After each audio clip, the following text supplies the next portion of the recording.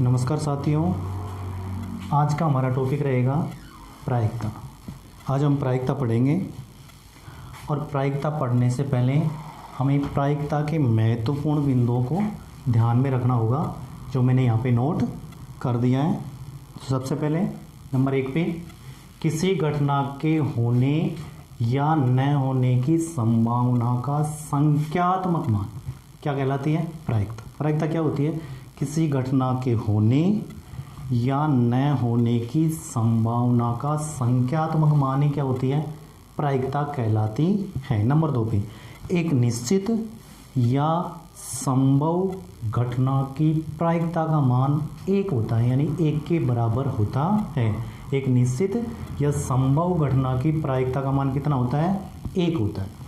Number 3 पे एक अनिश्चित या असंभव घटना की प्रायिकता का मान 0 होता है। निश्चित घटना की प्रायिकता का मान 1 और अनिश्चित घटना की प्रायिकता का मान कितना? 0, 0 होता है। नंबर 4 किसी घटना की प्रायिकता का मान 0 या 0 से बड़ा लेकिन 1 या 1 से छोटा होता है। प्रायिकता का मान हमेशा 0 से बड़ा, यानी 0 भी हो सकता है, या 0 से बड़ा लेकिन 1 से छोटा या 1 के बराबर हो सकता है। जैसे प्रायिकता का मान या तो 0 होगा, यानी 0 के बराबर हो सकता है, तो 0 बराबर है, या 0 से बड़ा है, बड़े का निशान इधर है, 0 से बड़ा है, लेकिन ये हमेशा 1 के बराबर भी हो सकता है। इधर देखते हैं तो ये 1 के बराबर है लेकिन 1 से छोटा भी हो सकता है। प्रायिकता का मान हमेशा क्या होता है? 0 या 0 से बड़ा लेकिन 1 या 1 से छोटा होता है। इसको मैं इस तरह से बता देता हूँ। जैसे प्रायिकता PE, प्रायिकता का मान किससे बड़ा होता है? 0 से बड़ा होता है। 0 से तो बड़ा, ये 0 से बड़ा है प्रायिकता, इधर प्रायिकता है, इधर 0 है, तो ये 0 छोटा है किससे? प्रायिकता से, लेकिन ये क्या हो सकता है? 0 के बराबर भी हो सकता है, लेकिन ये हमेशा 1 से छोटा होता है, 1 से छोटा और 1 के बराबर भी हो सकता है। प्रायिकता का मान हमेशा 0 से बड़ा या 0 के बराबर। देखो इसको इस तरह से देख लेते हैं हम। जैसे 0 के बराबर भी हो सकता है प्रायिकता, इसको इन दोनों की स्थितियों को देखते हैं हम। 0 के बराबर है प्रायिकता, और इसको देखते हैं तो 0 से बड़ा, प्रायिकता 0 से बड़ी है। लेकिन हम इस स्थिति को देखते हैं तो देखो ये 1 के बराबर हो सकती है प्रायिकता, या 1 से छोटी हो सकती है। तो प्रायिकता का मान हमेशा या तो 0 से बड़ा होगा, प्रायिकता है ये 0 से बड़ा होगा, पर 0 के बराबर भी हो सकता है, लेकिन यह 1 से छोटा होगा। 1 बड़ा है यहाँ पे, 1 से छोटा होगा पर 1 के बराबर भी हो सकता है। तो ये ध्यान रखना है। नंबर 5 एक निश्चित या एक अनिश्चित घटना की प्रायिकता का योग 1 के बराबर होता है। एक निश्चित घटना और एक अनिश्चित घटना की प्रायिकता का हम योग करें तो कितना प्राप्त होगा? 1 प्राप्त होगा, यानी 1 के बराबर होगा। किस तरह से?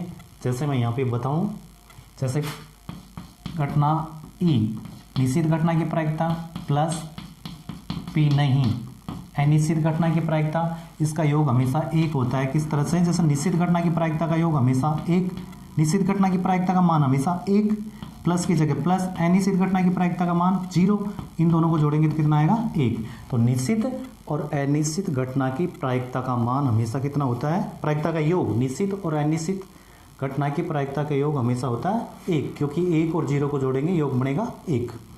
और लास्ट में हमें देखना है एक प्रायिकता का जो सूत्र है, प्रायिकता बराबर होती है अनुकूल परिणामों की संख्या बटे में कुल परिणामों की संख्या।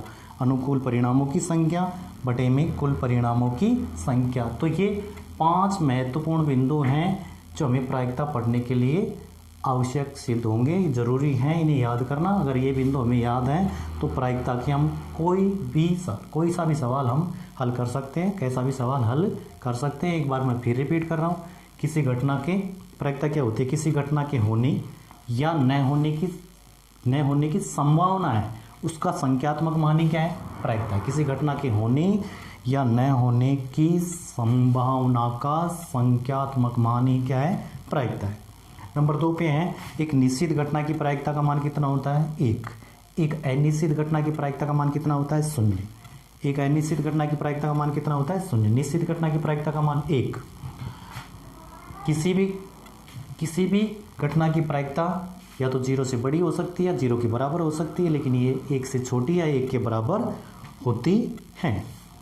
और हम निश्चित घटना की प्रायिकता को और अनिश्चित घटना की प्रायिकता को जोड़ें तो हमेशा कितना प्राप्त होता है? 1 प्राप्त होता है। और प्रायिकता का लास्ट में सूत्र है, प्रायिकता बराबर होती है अनुकूल परिणामों की संख्या बटे में कुल परिणामों की संख्या। तो अब हम शुरू करते हैं इसको। ये महत्वपूर्ण बिंदु हो गए जो तुम्हें याद रखना है। उसके बाद हम एग्जाम्पल ले लेते हैं प्रायिकता के। तो सबसे पहले देखो, एक बात का ध्यान रखना, प्रायिकता में हमें 2 सूत्रों की जरूरत पड़ेगी जो मैंने पहले ही इसमें नोट कर दिया है। एक बार फिर रिपीट कर देता हूँ। देखो, एक तो PE यानी निश्चित घटना प्लस प्रायिकता अनिश्चित घटना की प्रायिकता, इन दोनों का योग होता है 1। यानी निश्चित घटना और अनिश्चित घटना की प्रायिकता का योग हमेशा 1 होता है, क्योंकि हमने पढ़ रखा है निश्चित घटना की प्रायिकता कितनी होती है? 1 प्लस की जगह प्लस, अनिश्चित घटना की प्रायिकता का मान होता है 0। दोनों को जोड़ेंगे तो कितना प्राप्त होगा? 1। इस तरह से एक निश्चित और एक अनिश्चित घटना की प्रायिकता का मान हमेशा 1 होता है। एक सूत्र तो हमें ये ध्यान रखना है, ये जो सूत्र हमें इस प्रश्नावली में जरूरत पड़ेगी। नंबर 2, प्रायिकता का सूत्र जो बनता है, प्रायिकता ज़्यादातर सवालों में काम आएगा। प्रायिकता बराबर होती है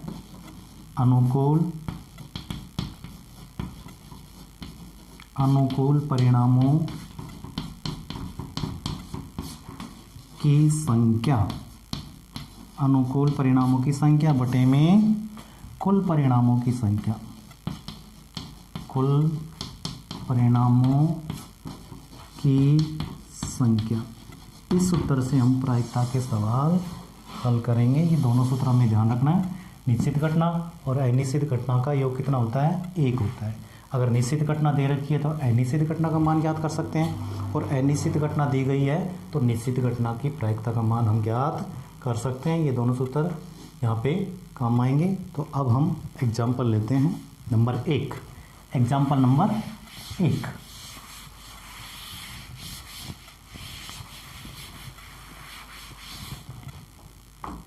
एग्जाम्पल नंबर 1, यदि किसी घटना के होने की प्रायिकता, यदि किसी घटना के होने की प्रायिकता 0.3 है तो न होने की प्रायिकता ज्ञात करो। इस तरह का प्रश्न पूछा जाता है कई बार 1 नंबर का। इसको किस तरह से हल करना है? देखो, किसी घटना के होने की प्रायिकता दे रखी है और न होने की प्रायिकता हम ज्ञात करना चाहते हैं, तो इसमें वो सूत्र जो काम आएगा, नंबर 1 पे मैंने लिखा था, निश्चित घटना और अनिश्चित घटना की प्रायिकता का मान हमेशा 1 होता है। तो वो सूत्र काम लेंगे हम यहाँ पे। सूत्र हमारा रहेगा PE, ये निश्चित घटना की प्रायिकता है, प्लस P नहीं, ये अनिश्चित घटना की प्रायिकता है, और इसका मान हमेशा होता है 1।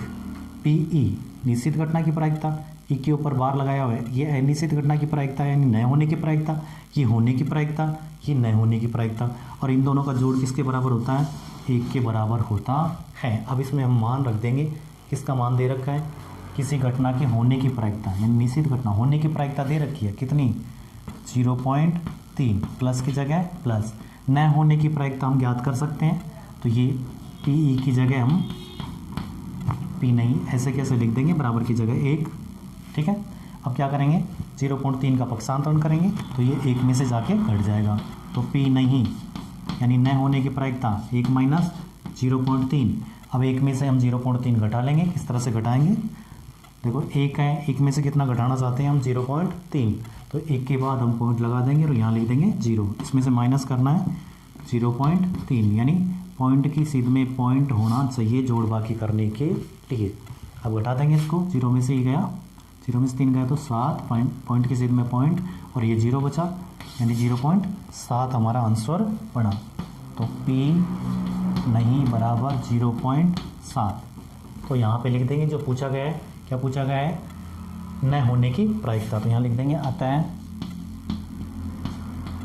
न होने की प्रायिकता, न होने की प्रायिकता 0.7 है। और ये हमारा हो गया उत्तर। इस तरह से हम हल कर लेंगे। तो एक बार से फिर रिपीट कर रहा हूँ मैं, यदि किसी घटना के होने की प्रायिकता 0.3 दे रखी है और न होने की प्रायिकता पूछ रहा है तो P प्लस P नहीं बराबर 1, ये वाला सूत्र काम लेंगे हम। होने की प्रायिकता 0.3 है, प्लस की जगह प्लस, न होने की प्रायिकता की जगह हम न होने की प्रायिकता ऐसे कैसे लिख देंगे, P नहीं और बराबर में 1। P नहीं, न होने की प्रायिकता हम ज्ञात करना चाहते हैं, 0.3 का पक्षांतरण करेंगे तो ये 1 में जाके घट जाएगा, 1 माइनस 0.3। और P नहीं बराबर 1 में से जब 0.3 घटाएंगे तो 0.7 हमारा आंसर प्राप्त होगा। इस तरह से हम ये सवाल हल कर सकते हैं। एक एग्जाम्पल और ले लेता हूँ मैं इसी से संबंधित, एग्जाम्पल नंबर 2। एग्जाम्पल नंबर 2,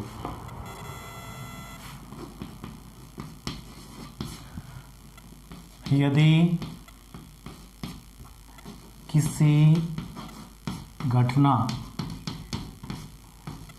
के न होने की प्रायिकता, न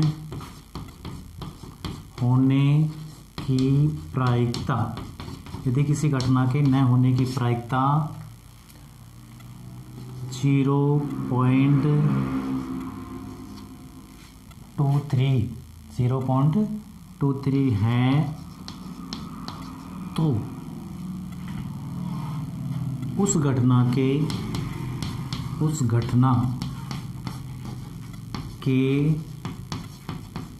होने की प्रायिकता क्या होगी, उस घटना के होने की प्रायिकता क्या होगी। न होने की प्रायिकता दे रखी है और होने की प्रायिकता ज्ञात करवाना चाहता है, तो हमारा सूत्र वही रहेगा PE यानी होने की प्रायिकता प्लस P नहीं, किसी घटना की न होने की प्रायिकता का मान हमेशा होता है 1। अब कौन सी घटना की प्रायिकता दे रखी है, न होने की प्रायिकता दे रखी है, तो न होने की प्रायिकता क्या होगी, इसकी जगह लिख देंगे हम 0.23। तो PE यानी होने की प्रायिकता हम ज्ञात करना चाहते हैं, ये होने की प्रायिकता हो गई, प्लस P नहीं कितना है 0.23, बराबर की जगह बराबर, 1 की जगह 1, पक्षांतरण करेंगे 0.23 इधर जाएगा तो यहाँ बचेगा PE बराबर 1 माइनस 0.23। अब 0.23 हम 1 में से घटाएंगे, किस तरह से घटाएंगे, वापस 1 के बाद पॉइंट लगा सकते हैं हम, और पॉइंट के बाद यहाँ पे 2 अंक है तो हम पॉइंट के बाद यहाँ भी 2 0 लिख देंगे। अब पॉइंट की सीध में पॉइंट होना चाहिए, पॉइंट की सीध में पॉइंट लगाएंगे, पॉइंट के बाद 23 है, पॉइंट से पहले 0 है, माइनस कर देंगे, ये 7 बचेगा, ये 9, तो ये वापस 7 बचा, ये पॉइंट और ये 0.77। तो यहाँ पे PE होने की प्रायिकता आई 0.77। तो यहाँ लिख देंगे अतः उस घटना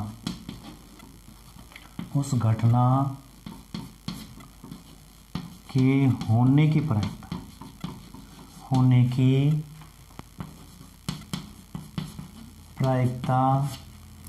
कितनी है, 0.77 है। और यही हमारा क्या हो गया, आंसर हो गया। इस तरह से हम सवाल हल कर सकते हैं, या तो होने की प्रायिकता ज्ञात करवाएगा या न होने की प्रायिकता ज्ञात करवाएगा, और ऐसी स्थिति में हम इस सूत्र का उपयोग करेंगे। अब देखिए